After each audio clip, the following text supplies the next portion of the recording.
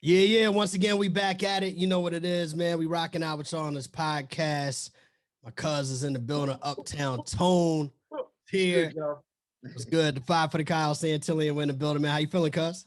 I can't complain, man. I can't complain. A little bit better this week than I was last. I was going a little stir crazy, but you know what I'm Why? What saying? I'm happened? back. I'm back centered. This damn Corona is still happening, man. Yeah. With Facts. no end in sight. Facts. I slipped off the horse last week, but I'm back, man. I'm back centered. So you know what I'm Okay. saying? Third eye, Okay. third eye back intact. So we know we good, man. We good. Yo, Everybody good. you might have to do a little getaway, man. That's what we did, man. We all took our little COVID Back. test and then we bounced down to Orlando Yep. and had the crib with Kai, you know what I mean, and the kids were celebrating their birthday. So, we was like, it got to the Watch point where we was out. like, we gonna go, we not gonna go. We know COVID's still out here. We said we're just gonna take our test and we gonna go. Right. So yeah, I definitely saw, man, off air. I definitely need the information for that house. That joint was live. I know, dog. But the crazy part is I've been seeing so many people in that area, like going to that Florida area on the same tight time, getting the houses with like pretty much everything attached. So you don't gotta leave the house. Even Right. when you done there, you can kind of like quarantine abroad. Yeah, so to speak, If you right? will. Yeah. Absolutely. I don't know what Absolutely. the CDC says about that shit, but hey, man, I'm for it, man. Oh, we gonna send them an email, see what they respond with. Hey man, I think they're a little bit backed up in the email department these days, man. We need to leave them alone, let them do whatever the hell they supposed to be doing.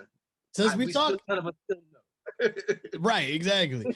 Since we talking about Corona though, I do feel like we in a weird space right now, right? Because I was just googling some of the numbers the other day, and it's like the numbers are going down from where we peaked last, Right, but they're kind of where they were last year in March.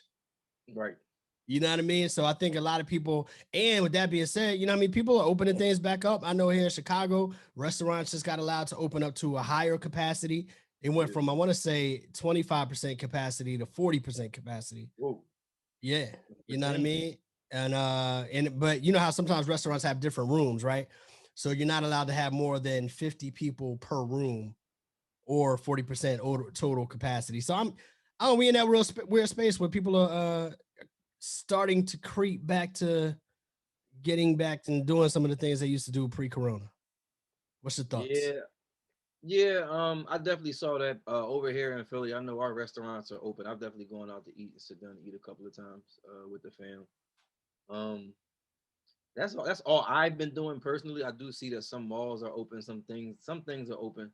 Uh, like I said, I still just don't know what's going on or what have you. You know what I mean? The numbers is the numbers. I don't know what's good with the numbers. I don't know nothing, man. All I know is people dying and corona and COVID is a real thing, man. And it's Facts. like you said, but in all seriousness, like you said, it's a struggle. It's a balance of this line of how much do or can I live? You know what I mean? So Yeah. Yo, it's I know we didn't plan on talking about this, but this is interesting because Dave Chappelle dropped that little video within the past week or so, and it starts with him talking about him catching coronavirus and cowards that are scared of. I want to make sure I'm in the right context. He put it in the context of there are some people who are cowards. And he put it in the context of when he caught the coronavirus, there were people that were like, all right, Dave, you got sick, man, get well soon, boom, boom, boom, boom. And then he put it in the context of cowards who were like, see, we told you not to go outside. We're not going outside because we're scared and you shouldn't either. And I was like, I typically agree with Dave Chappelle, but on this one, I'm like, yo, there's a fine line there because people are dying. Like yeah, being that's the fearful is legitimate when you know you have family members that have died, family members that have almost died, people in your that have been sick. So it's like, I didn't know if I could rock with him on that one. yeah, not only that, but like because I understand where people are coming from. Um, with just the corona, the seriousness of it. Like you said, people are still traveling, people are still doing them, but like I look at it from a different point of view, which America don't really care for you to look from it from, and that's you know what I mean. The age old thing, like why don't we care for somebody else? And that's what it is for me. Like it ain't so much as me. I get the whole, you know what I mean, the back and forth of people saying coward, people going back, some people going out, some people not. But Right. for me, it's because I'm not really worried about me. Like it's other people who, in my dealings and me being strong against Corona, I Yeah. might be giving it to somebody who's not. And Right. had I not ended up in the atmosphere and just sat my ass down like they told me to, maybe that wouldn't have happened. You feel what I'm saying? Yeah, Because you're not absolutely. people not looking at it as you are the one weaponizing Corona. Like you using your privilege because you can stand Corona. Like some people can stand in front of a fire hydrant and not get knocked over. Are you going to unleash that shit on every fucking body because you can? Right. Absolutely not. Like you know what I'm Right. saying? Some people can take a Absolutely. punch. Are we going to go around punching everybody in the fucking face until you know what I'm saying? Like so Right. that's where I'm at. Like it's not so much as me. Like nobody can get out of that. But it's Right. America, so I don't expect people to be able to get out of that. Like you know what I mean? Like, but it ain't about you. Yeah. And that's pretty much the message that's getting lost in it all the I time. agree. You know what I No, mean? I agree. And actually, I feel like that's a perfect segue for one of the things that we were planning on talking about tonight, which is everything that's Mhm. going on in Texas. Yeah, Texas yeah. got hit with them that winter weather. You know what I'm saying? Uh-huh. Real cold temperatures, snow, ice, and all of that. And we know it's Texas. They're not prepared for that type of weather. You know what I mean? They're not built for that type of weather. They don't expect That's that type of weather. that, that's the thing because we live in the Northeast a lot, or even you in the Midwest for sure. Like a place like Chicago, who's historically has seen weather like that. Yeah. That's our privilege to where our cities take care of it in a preventative matter. Not only that, but so many centuries down the line where so many houses have been built, you know what I mean, with this thing, with this weather in mind. You Mm-hmm. know what I mean? That's the privilege that you have to whereas a lot of things in the word we'll use is preventative beforehand have been taken care of to where when the storm actually hits you, it ain't that much, not that much, but outside of your You shoveling and can things of that nature. withstand it. Yeah. Now let's take it to a Texas, or I even think about Atlanta a couple years ago. Remember, it was only like maybe like an An inch and a inch. half. It was like But an inch. the highways were crazy. People couldn't even drive or anything like that. And it's because it's not built for that. Right. We're seeing right now, Texas is not built for that. Right. Texas was built for the weather that Texas has. Like I was just saying to my guys in the group text, like I was thinking about Dallas Cowboy Stadium. I'm like, damn, Texas, it's like there's certain things that they not prepared for. Like right now, if I was the Cowboys, if you could foresee this weather, you probably wouldn't have got that retractable roof. Yeah, you can close it, but Yeah. is that still right now? Is that what you really needed? You know what I'm saying? Like I'm pretty sure so things of that nature. I see some houses, just the inside of houses being broken down because of the weight of the water and everything. It's not built for it, like we said. So No, it our ain't, man. hats off, our prayers and everything off to our brothers and sisters over there in Texas, man, because it's definitely real. No doubt. And I want to take it to another point you made about people in America being so concerned about themselves, they're not concerned about other people. There was that mayor in Texas. Did you hear about that mayor? Yeah, Yeah. he's So the I don't know so the his mayor in name, but I'm yeah, trying to pull up the town he was in real quick, but Colorado. It's Colorado something, Texas. yeah. So he told the residents, like, yo, basically, why y'all trying to get us to help y'all out, man? Fend for yourselves, man. The strong will survive. You know, he put that up on a Facebook post and then he quit. And then he Yeah, quit. Then he resigned, yo. And it's just the resigned. craziest mentality. Like if you have a business, you're responsible for your business and you're responsible for your employees. If something goes wrong in your place of business, it's your responsibility to make sure that things are working so that your employees are safe and they can do their job, you know what I'm saying, accordingly. Well, look Not at the state of Texas like a right. business, and its residents need management to make sure that things are working properly so that they can get about their lives. And you just tell them to fend for themselves. That's absolutely nuts, dog. And I think that mentality is that extreme pull yourself up by your bootstrap mentality that don't play in all situations. You know what I mean? And this dude was Yeah, way out of pocket. but that's capitalism, and all the things that you explain is the facade of it. Like it's really, and I need people, the listeners, and whoever sees this to understand this. Like it's not their job to do that. Like you can see that with the little situations that you go through at your job. They do not take care of you. You know what I mean? At your job. So Right. taking Texas on this grand scale, I'm for one, I'm never surprised when I see these politicians and they do these things because it's like they're tired of wearing the mask for you. They're only wearing that Democratic mask for you. You know what I'm Right. saying? When Right. my whole city, the power is out, I'm probably, it's like my hands tied behind my back. I'm probably gonna give you the real at that point. And the real is like he said, like he per se is probably not worried about power. Just like his man Ted Cruz ain't worried about power because he took his family and he went to Cancun. Right. And that's capitalism is the strongest. The strongest will survive. Like capitalism is what it is. Like capitalism is our government. Capitalism is that's our way of life. It's not democracy. Democracy Right. is what they try to push in front of that for whoever are listening buy into that shit. You feel what I'm saying? Because when the shit hits the fan, we will always see that our interests are really all that matters, and we will show you that on a grand scale.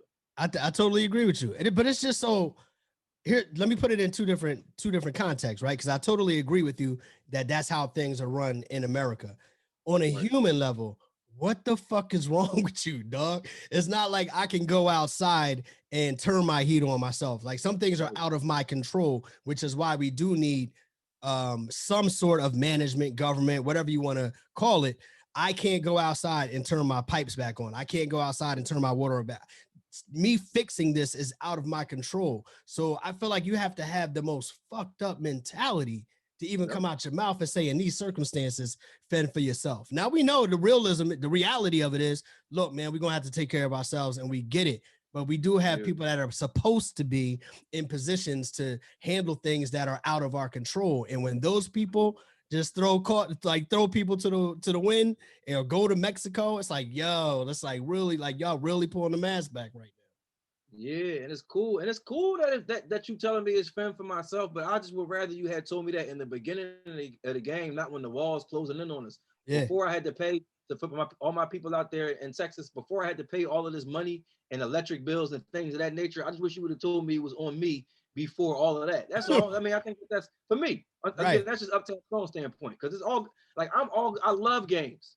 I'm a gamer. I love games. The thing about these guys with their games is they hide the rules and they change the rules as they go along. Yeah, they If you do. know the rules, I'm pretty sure we would play the game with you and we would spank you. Because it's more of us than it is of you. But y'all don't expose the rules. Y'all give fake rules, then y'all play by your own rules, then y'all take the rules, y'all turn your game off when other people start winning. Facts. It's Facts. great, but that's what it is. Yeah, to that point, like Ted Cruz, man, he brought his ass back to Houston after he caught all that backlash, right? And he said something stupid to the effect of well, I'd rather us just deal with what we got to deal with instead of worrying about all the talk about me taking my family to Mexico. Let's not deal with that noise. Let's deal with the problem at hand. Like if you was dealing with the problem at hand, dog, you would have never went to Mexico. Absolutely. That's the whole point.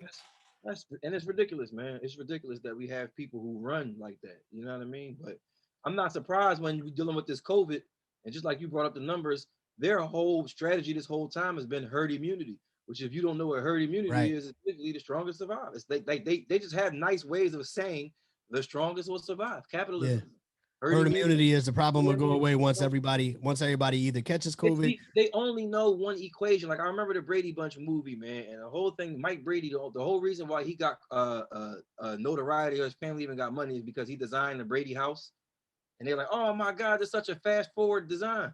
But that's all he know how to design. If you remember the movie, he kept getting all these contracts for all these people, and he kept giving them the same exact design. That's who we dealing with. All they know is the same equation. That's all they know. Yeah, you brought up the Brady Bunch movie, dog. Like that's what America is. It's the Brady Bunch movie. They're gonna keep giving us reform, and all you're gonna keep doing is just reworking with it. You only know one equation. Right. That's a fact. No, we know everything and y'all don't. And it's like, okay, boomer. Like, right, thanks. All right, let's move on, man. What's your thoughts on this girl with the Gorilla Glue? Break down the situation for. I mean, I'm pretty sure everybody knows, but yeah, by this point, I mean, yeah, it's kind of catch up because we missed a week, but so this girl, Tessica, man, she goes viral last week because she used Gorilla Glue to put her tracks down or whatever. Yeah. Highly polarizing, and I'm guessing highly polarizing in the social media world. Is it polarizing? Apparently so, Kyle. It's a lot of different angles people have been taking this because we actually were talking about this all week. Some people are like, obviously, I mean, you get the obvious answer. Well, why is she doing that? That seems pretty dumb to put Gorilla Glue in your hair. Who's on the other side of that? I'm confused. Yeah, right. And then you got some. I'm about to tell you.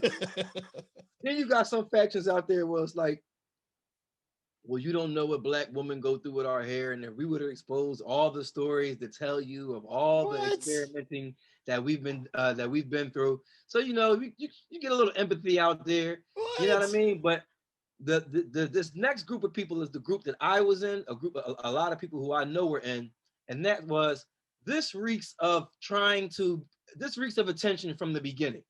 This reeks of just the way that it happened. Like the incident happened, she went viral. People felt however they felt about it. It's the shade room. It's all your favorites. Boom. About 24, 48 hours later, there's merch. Then there's a GoFundMe. And Uh, that's like the three steps. It's like viral, merch, GoFundMe. Like, you know what I mean? So it's yeah. like when I saw Well, those three things, I was in my mind, I said, this is the setup from the beginning. Like this is this it's possible. It's possible. I don't. Who will risk their head in that way for that? I got to go with the idea that she was just stupid. I'm just gonna say it's stupid. I don't want to hear all that about you don't know what we go through with our hair. Nobody asked. No, I don't want to hear that shit. Nobody asked y'all to do that. No, you know what I'm saying? I don't want to hear that.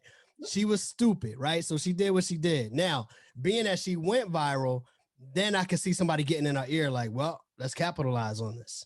yeah. You know what I mean? So either way, there's some capitalization. We live in a capitalistic system, like you just said earlier. There's some Absolutely. capitalizing going on in the situation, but I can't see her. Maybe I just got too much common sense, but I just don't see her doing that on Yeah, purpose from the beginning.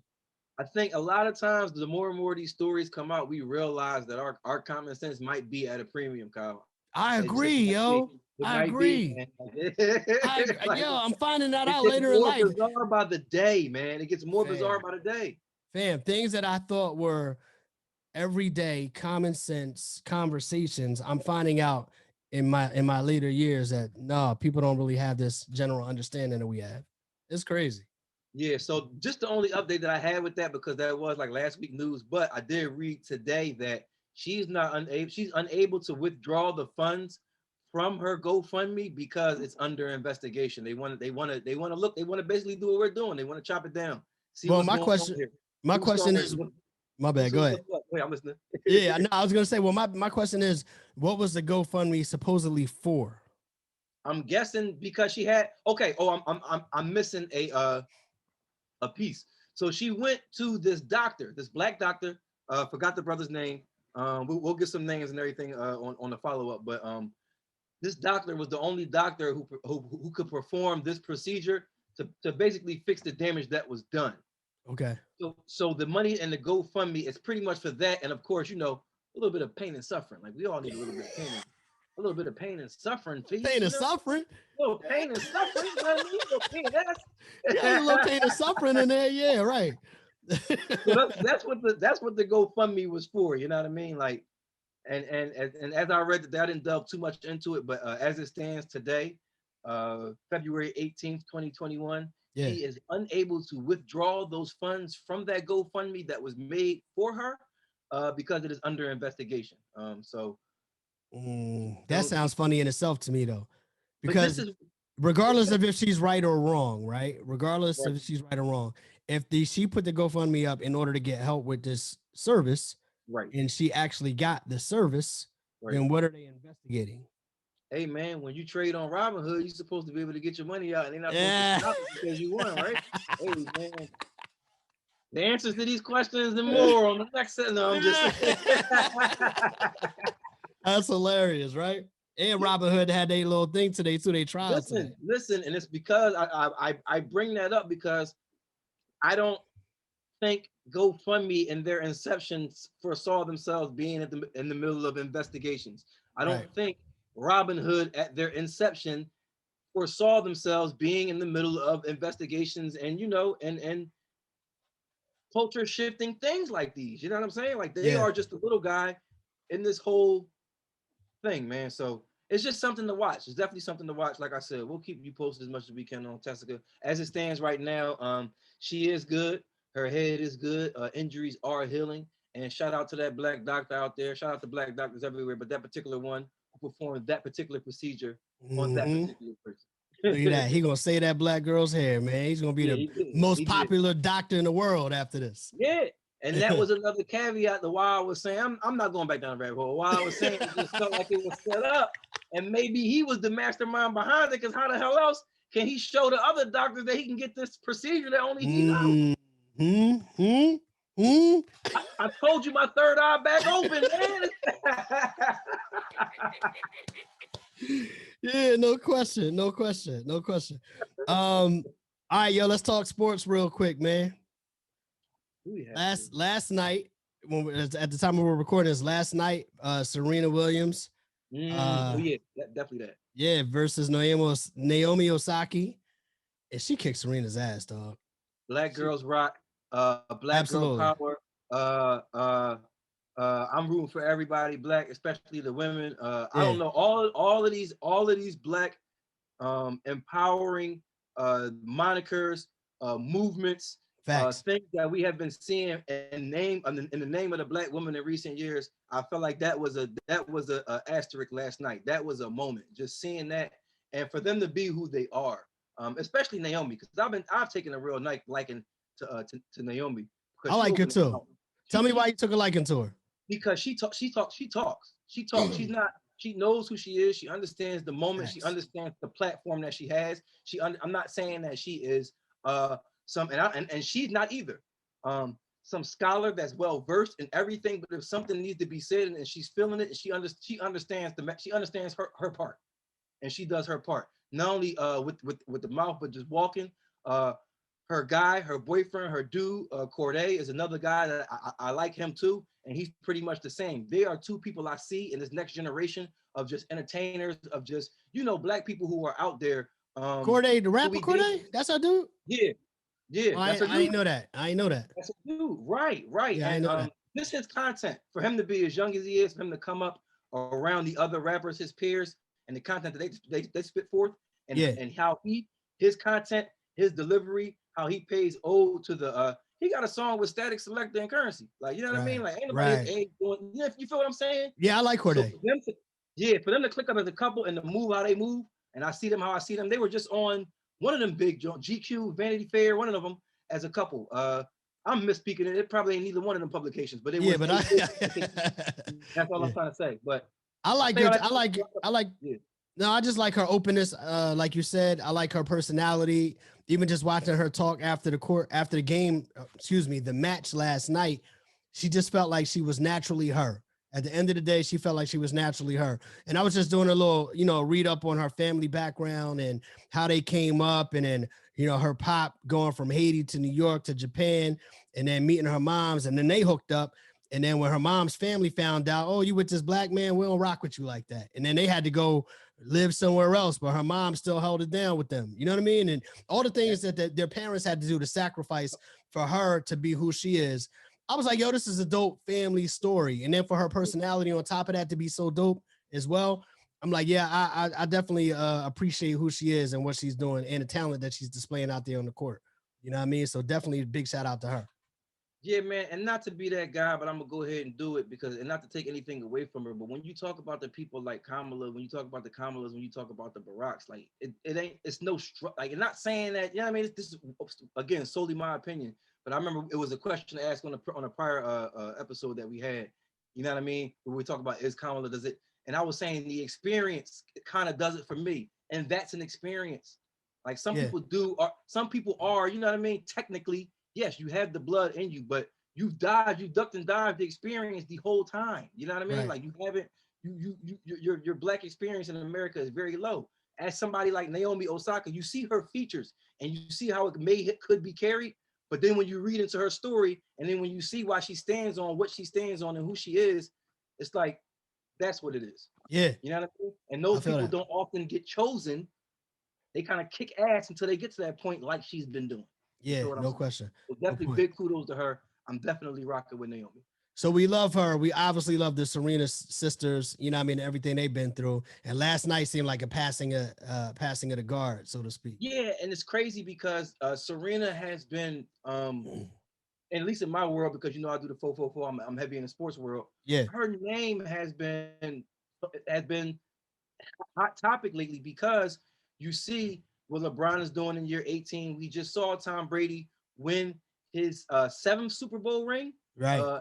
Out of 10, I believe. Yeah. And then we talk about Michael Jordan, but she often gets Overlooked. overlooked, and she's like, if you want to count if and it's like if trophies what we count, and it's like, you know what I mean? Like you go look at Serena, and it's like, oh damn, what are we even Yeah. what are we even talking about? Like, In you know the what I mean? conversation of the best athlete ever, Ever. she needs to be Period. right there in that Damn it. conversation, Damn if it. not at the top. She When has you to be. think when you think about the age started in the asses Right. kick, like Right. if we're talking about, because like I said, Tom Brady is the most recent, and I'll wrap it up because we don't want to spend too much time on it. But though the thing about Tom Brady is they always put up somebody who started their career and finished it after him, and he's still going. He's still going. Right. That was Serena. Right. It'll probably be the whole damn sports world. Like, you know what I mean? For the Like, last 25 years or whatever. Right. Exactly. 25 years. Yeah, But exactly. definitely big kudos to Serena. She is GOAT. And I want to say this too, though. Yes, Serena is the GOAT, but sometimes I don't like the fact that they leave out Venus in that conversation. And so when in this particular conversation that we having, we want to acknowledge both of those sisters, man. They doing anything, Venus and Serena. If it wasn't no Venus making Serena better, you know what I'm saying? Like both of them are very important. Not only that, but you got to understand, and I don't want to use guinea pig. I kind of want to use, got to understand big sis. You got to understand somebody who's going down there and actually knocking them doors down. You got to understand that Venus took a lot of them struggles first, going into them country clubs because we are not historically welcome there. You know what I'm saying? Being the only face there. You know what I mean? Them accepting her features. Dark-skinned girls from inner city of California with beads in their hair. Yep. Loud, boisterous, confident in what they do because they come and they put the work in. Yep. You know what I'm saying? Somebody they survive in their environment to get in this environment and have to survive that as well. Absolutely. So you can't you get no Serena without Venus, and I'm pretty sure Serena would say the same thing. And I'll take it a step further and say I bet that they share in these moments because they don't even seem like especially Venus. When you see Venus, she seemed like such an OG of this whole. Venus seems like so unbothered by everything. Right. I'm not really. I didn't kick the ass in tennis. I did my thing. I did my thing. Little sis out there doing her thing. I'm done. Really Go see my sister. She I love the way Venus carries it. And then when you see me on the court, I'm out here taxing somebody. Yep. Somebody, you rang? You wanted it? Come get it. I got you. Come get it. I got you. Definitely big up to both of them and the whole family, and definitely the Pops, because Pops didn't even play tennis from what I understand, but got them into the game, and look where it ended up. So, and I really believe it was just about him getting them into a space to give them something to keep them out of the streets. Because they in there playing tennis on tennis courts in the hood filled with crack vials and all kinds of nonsense. So definitely shout out to Pops for that right there. Sure, all right, staying in sports, man. You want to talk Eagles, man? Carson Wentz traded to the Colts. You don't want to talk about it? No. Why you don't want to talk about it? Of course I got, because it's... Well, let me say this. I feel like I can, because I know you're going to have some strong feelings on it. I'm going to say this. Good riddance. Bye. Have a great time. Have a good life. You know what I mean? I just felt like over the past couple of years, here's what I truly believe. He was on his high 2017, the season that led up to the Eagles going to the Super Bowl, right? He got injured. None of that is in his control. But I don't think he got over Nick Foles taking the baton and getting him to the finish line. And when he came back after that, I don't really ever think that he was the same, because I think a lot of times, in my opinion, it seemed like he would, now I got to get a Super Bowl because I don't let my backup get the Super Bowl. You know what I mean? And it would feel like he was trying too hard. You know, he was saying things and doing things to divide the locker room. And I don't ever think he got back to his natural athlete, you know what I'm saying, ability as an athlete because of that mental block. I saw somebody on Twitter today say the same thing you said. Say good riddance, then it said mental midget. They called him a mental midget. Yeah, at the court, at the surface, I feel all of that. I truly do. But $33.8 million in dead cap. Yeah. We back to the Boo Birds, bro. No, but I thought Indianapolis has to take that on. It's dead cap. They taking on what they're paying. Explain that to me, because you know a little bit more about the ins and outs of that. So we signed him to a long-term contract. Right. You know what I'm saying? Recently. Indianapolis is not, we're trading him. Indianapolis is not taking on that whole contract. We still have $33.8 million in dead cap. See, I thought they were taking that on. That's on our books. Right. Until that, it's like Matt Geiger. This is what Philadelphia does. It's Elton Brand, it's Andrew Bynum, all these people that we continue to pay years on years on years after them not being here. So that's what I'm not looking forward to. Right. Not only that, but Philadelphia has made it clear that they are still looking for a quarterback competition.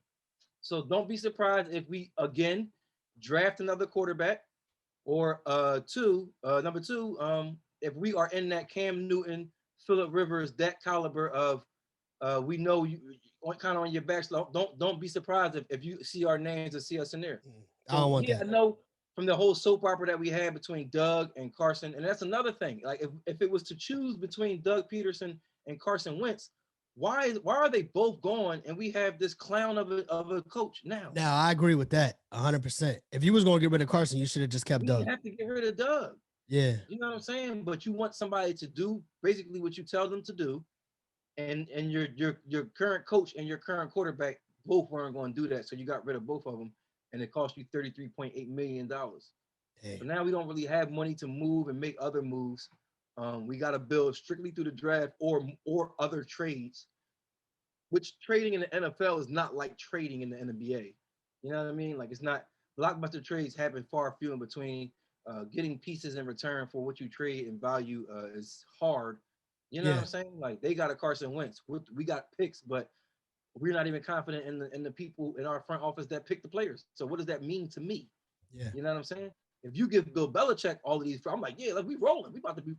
The Eagles got these picks. They already showed me they don't know what to do in draft. That's a fact. That's a fact. That doesn't get me excited. So, well, all right. So that's definitely a layered conversation. Yeah, absolutely, it's layered. Yeah. So definitely understanding that. Let's just talk about really quick. What do you think should happen with Jalen Hurts? I feel like personally, he should be the starter. He should get the starting job off top. Period. Put him through, and him sitting there in the face of adversity. Not only that, but being a rookie and showing you just drafted the quarterback. He's showing he's a high level quarterback. Yep. He went to the top. He went to the top college in college football. He showed that he can play. He's ready for the moment. Not only that, but in the face of your BS. Because if it's anybody, you can put the finger here. Doug, Carson, Howie, Jeff. We know whose fault it wasn't, and it was Jalen Hurts. Absolutely. He still sat there on Sunday after Sunday in that little pocket of time, and not only played on the court, but he had to answer those embarrassing questions off the court too. Right. I totally agree. And he's so poised. He showed that he's so much of a leader. His audition. Why is he? What is he still auditioning for? Right. His audition was how he played this past season. That was his audition. If you wanted to say that was an audition. Yeah, totally agree. He did. He proved. Totally agree. So to me, why you in a quarterback competition? Why are you're doing too much? DTM. Doing too much. Man, Swiss Beast would say DTM. Yeah, we DTM. We agree on that. All right. I mean, we pretty much talked about everything. Saving the big deal for last. We got to talk about it. Over this past weekend, it was released in theaters and on HBO Max, the movie Judas and the Black Messiah. For me personally, I'll just start with how I feel with it. I love the movie. I felt like the acting was top notch. There were things that I didn't know that I learned, you know what I mean? So that's always an added thing. Cause a lot of times with these historical movies about people that actually lived, you know a lot of the facts already. But there was a couple of things that I learned that I didn't know. So that was dope as well. And I just thought it was dope, man. I actually watched it 3 times. The first time I watched it because I had to do a couple of interviews. Second time I watched it with my wife, and the third time I watched it with my sister and my daughter. And every time I was picking up different jewels that I might have missed the first time. But I thought it was dope. I thought it was a story specifically not just about the Black Panthers, but obviously Fred Hampton and the Illinois Chicago chapter and what happened between him and Bill O'Neal, who was an FBI informant, and just the whole role that he played in the destruction of the Black Panthers. You know what I mean? Right. It was interesting to see. It made me go back and watch some old actual footage on YouTube of things that were going on between Bill O'Neal and also Fred Hampton. I'm happy the movie came out. I'm sorry that the Black Panther story ended the way it did, but I'm happy that the movie came out because I really feel like it put a lot of the spotlight on how terrible, in my opinion, the police and the FBI really are. Yeah. And that's what I loved about it the most. Yeah. So first of all, I want to give a shout out to Daniel Kaluuya, Yep. Lakeith Stanfield, Yep. Dominique Fishback, Jesse Plemons, Ashton Sanders, Algie Smith. It was some really good fucking acting in this movie. Yes, it was. I'm gonna first just talk about the movie. I'm gonna talk movie. It was some really good fucking acting in this movie, man. That boy Lakeith, Crazy. yeah, I'm fastly. He's becoming one of my favorites. Not only him, but Daniel Kaluuya too, because I've seen Daniel Kaluuya in a couple of things, man. I like the way he carries himself. I also like the fact that and wifey don't, but I kind of do that he's from the UK, but he can put these kind of voices on. You know what I mean? Why, real quick, before you even move on, why doesn't she like that? Just because she Because feels like she can decipher it too much. She says her exact words is it's a lot going on. It's hard. She can kind of hear that the UK breaking through. So really whereas let's just say I'm from Philly and you asked me to play Fred Hampton, the only thing I gotta worry about is the Chicago dialect. right. You know what I mean? Whereas Daniel Kaluuya has to get he does not has to get it, but he has to disguise that UK because it has that funny. And then on top of that, he has to learn a regional American dialect. You know Right. what I mean? Sure. Like, Yeah. and just somebody like her, I guess she can hear through it. Okay. You know what I mean? So it's hard. It's as she listens, she doesn't think he's a bad actor or anything like that. It's just hard for her to listen to a whole movie trying to get That's Fred interesting Hampton. because I didn't hear it Yeah, at all. And I yeah, didn't know, right. I didn't know until this movie came out, not because of the movie, but because of the interview process. I didn't know until this particular project that he wasn't from America. I didn't know Right. that shit. And I think she's seen him in a lot of different things. I think she's seen a lot of different images because she's just like me, and she can pierce and hear through it. Because I said the same thing. I said after a while, when she pointed it out, I said, "Oh yeah, yeah." But if I'm not concentrating on it, Right.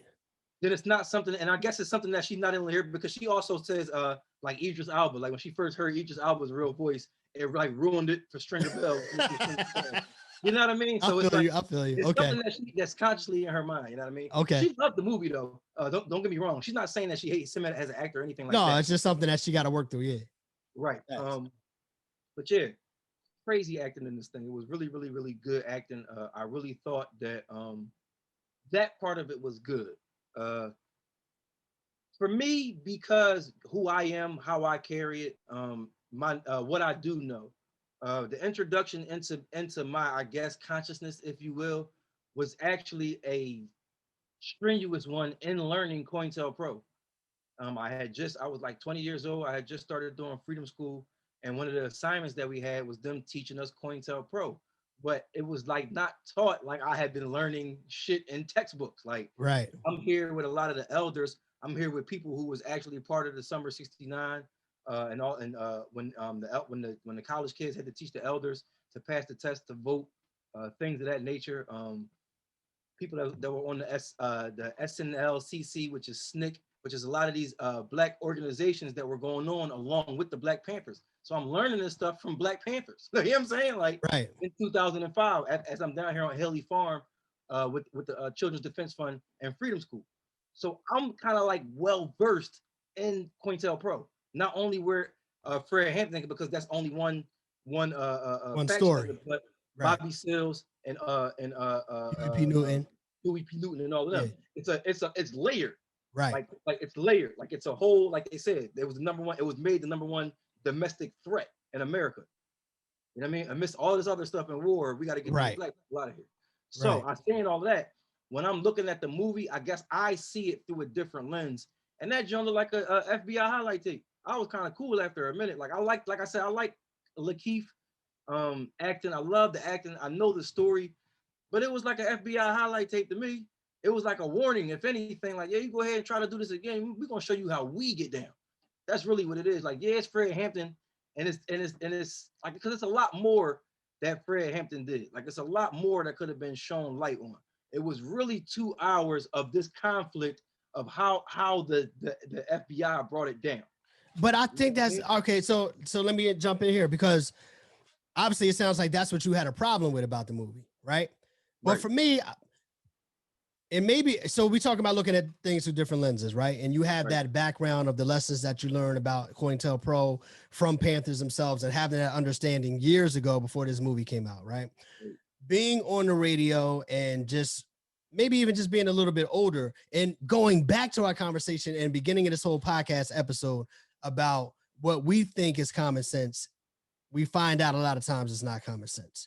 Right. So, with that in mind, and talking about the things that you talked about in the movie, there are going to be a lot of people who see this movie and don't have the background that we have or the understanding that we have, and it's going to put them on to how treacherous the FBI has been. So you could look at it and say it looks like a warning, but for somebody else, it's going to be like, oh, this is eye-opening. I never would have thought that the government would go this far, or I never would have thought that, you know, this is the real story because all I ever heard was the Black Panthers are out here trying to kill Whitey and take over America. You know what I mean? Because that's the propaganda that's been put out there over years of history. And that's the propaganda that was put out in the movie. I didn't see any different propaganda, but that's why I would disagree that people are going to look at this and be schooled on anything, because the propaganda was still the same. Like, you still saw even the way that they were.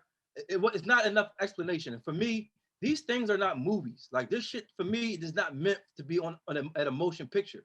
Like, this is to be taught seriously so that when people walk away from it, they grasp it. They don't leave just the theater like, oh yeah, that was a good movie. Where we getting a bite to eat? You know what I'm saying? Like, these things are not, it's not cinematic to me. Like I said, and that's why I wanted to give shots out to all the actors first, because they did an amazing job. But just from jump, and once again, it's my opinion, I don't need a Judas and the Messiah HBO Max / Hulu presentation. Put that shit on 3, 6, and 10 and talk seriously about it, and get the FBI people who were involved or however, and break down how nasty the shit is that y'all do. Do it that way. That way it's a level of seriousness to it. But when you keep putting our shit in cinema, it's like Vince Staples said, all we keep doing is selling trauma. And all these people who we kind of want to get it, they're never going to fucking get it if it keeps coming to them in a movie that goes off after 2 hours and they can just go get something to eat afterwards. Again, that's just my opinion. Right. And there's nothing wrong with that opinion. And I truly don't think there's anything wrong with wanting a deeper presentation, right? Because that's what we're talking about. You're talking about, yo, take it from a form of entertainment and put it in the form of education. But for a lot of people, the only way they get the education is being introduced to it through a form of entertainment. And I'm not even talking about trying to convince white people. I'm talking about a generation of Black people who seem so disconnected from the fight, the struggle, you know, the things that we've been through as Black people throughout the years, period. You know what I mean? So, and so for a lot of them, a lot of people just in general, it's spoon feeding almost, right? So it's never going to be perfect, but I feel like there's going to be a certain number of people that are now introduced to the Panthers, what they stood for, and now it's on them to dig into those deeper layers that you were talking about. Right. You know what I'm saying? Yeah, I guess. I don't know, man. I just don't think you're a serious cat. That's what it is. It's not even that I'm serious, that I'm a serious cat. I just know their presentation, and nowhere in their presentation did they say us as the FBI was wrong or we're not going to do this shit again. So what is I don't understand. I don't see where the education is coming in at. Like, if anything, it does what all the other movies do, and it conditions you to know exactly how powerful they are. And when they do, like I said, they didn't say that, yeah, this stuff that the Black Panthers was doing was right. They just gave you one side, they gave you another side, and before even watching the movie, I knew what fucking side won. You know what I'm saying? Like, and that's all. That's the last image is of that side winning. Like, it's of that side winning. So that's just it's the presentation of it to me. Like, right. All right. So I had an opportunity to ask Fred Hampton Jr. about it. Right. Mm-hmm. I asked him. I said straight up. I said, you know, this movie is about real life. This movie is about, you know, what your father and the Panthers went through. Do you and don't quote me on how I asked it, but I remember asking him, but it is at the end of the day a movie. Do you feel like the movie did justice to the real representation of what actually happened? Something along those lines. I don't remember word for word how I asked him. And he pretty much said, listen, we understand what it is. We understand, the form that the movie is putting out in. I understand all of that. At the end of the day, we're happy that I had to go back. Maybe I can insert the clip in this, but Yeah. at the end of the day, we're glad that the story is out there, and we're going to continue Right. to move forward with the Black Panther Cubs. And he just kind of transitioned into that. So I think even him knowing that it being in an entertainment form is not going to be perfect, it still has some value. Yeah, I feel you. At the end of the day, man, somebody You don't want to hear it. I don't. I don't. I honestly don't, because I can take it so many different ways. At the end of the day, somebody making a killing off that shit, and it ain't us. It ain't gonna be it ain't gonna be to help anybody that's gonna put forth efforts to make to do any of the work that the Black Panthers was doing. I don't know that though, because the only reason I say that is because I've just been engaging with different people that have taken different things different ways for a long time. And like I said earlier, whether, we think that they're going to embrace it or engage in things the way we think that they should or they shouldn't, a lot of times I get proven wrong because I thought that this would affect this person this way and it doesn't. You know what I'm saying? Like I've had conversations with old coworkers. I was just talking with one of them yesterday. I had conversations with old coworkers 10 years ago, and they were just completely not into that. Why y'all always talking about, black? And we're talking about somebody black that went to a HBCU. Right. At that time period, That's sick, it wasn't bro. that he didn't want to be black, but he was just caught up in the party scene, right? You know them people like, yo, I'm trying to party, Yo, I'm trying to have fun. a black person that went to a HBCU asking you why you keep talking about black is why, but on some black history shit, yeah, for real. But that same person in recent years has dove into the things that we're talking about now and has been prominent in terms of like learning that information and representing and putting that information out there for people that were unaware like him. You know what I'm saying? And when we had a conversation this past week, he was like, yo, real talk. He was like, at the time, I wasn't really trying to hear it, but you kind of planted some of these seeds in this and me from conversations that we had back then. Right. So, and I only say that to say that maybe it's a hope, maybe it's a wish, maybe it'll never happen. I don't know. But I think that a movie like this can do the same thing for somebody else. I guess. I guess. Yeah, I guess. That's all. I guess, man. I guess we need our own. I like the spook that sat by the door. I like movies that end like that. So if you ain't up on it, listeners and viewers and watchers, go check out Spook That Sat by the Door. Real good 70s movie that was made during the blaxploitation times, that was actually aimed against the blaxploitation movies. Thanks. Same themes, CIA and everything, but there's a nice twist to it that I think that people in our position or people who in our struggle will understand and believe. And that's the kind of inspiration through movies and things of that nature that I kind of like. That's how I kind of like my movies. My truth, I kind of like it like that. I kind of like it the truth. I think that putting it in cinema, especially the way that they do things and the things that they have to, the themes that they have to put in there, and yeah, you know what I mean. Like even with the love story, like that's cool. Like you know what I mean, but that ain't it. Like that ain't it. Not for this. Like not for this. That's not it. Like I could just see the elements where we got to make this. Like we're going to do it, but we got to make this a movie too. Like you know what I mean? Like yeah, and you're right. That's the Hollywood part of it. You know what I'm saying? Yeah. Yeah, I feel you. I almost got to. Here's how I got to look at it. I got to look at it like the medicine and the candy. Hopefully, that's how it's taken. You like that's no a bad analogy too. I don't, but you know who makes the medicine here? Oh, here we go. That's what I'm saying. Yeah, I get it. So, just to close out, who taught you all of these lines though? Who taught you all of these one-liners? Now, that's a good point because I don't know. The person who made the medicine. All right. Well, I mean, we talked about a lot of things today. Yes, we did. Anything in particular you want to close out with as we get up out of here? Nah, just again, prayers and stuff up to the people in Texas. I know they're dealing with a lot. Power is out. As I've been listening, I don't know how much better the situation is getting, but just across the country for real, because I know it's been a historic weather. We've been getting smacked. I've been seeing you over there. You were shoveling for like 2 days, left for like 5, came back, and you like on day 3 shoveling again. Still shoveling, right? It was crazy. The whole time I was going, it kept snowing. This is what I'm saying. So it's like that's what I want to close. And I just want to tell everybody be safe, everybody stay warm, stay close to fam, do what you need to do, get to the essentials with this crazy weather going on because it's crazy out here, man. Yeah, no doubt. Same here, man. Once again, shout out to Serena and Naomi, man. They did their thing. And yeah, man, we just, having a good time with it. We're gonna keep doing what we're doing. Everybody stay safe. We're gonna get through this corona thing. That's the biggest deal at the end of the day. On phone them. That's what they say out there. On That's what they say out here. here. That's funny because my man Leon be out here like, yo, I'm trying to get that John. Ain't that what y'all say? Yeah, hey man. You gotta listen, man.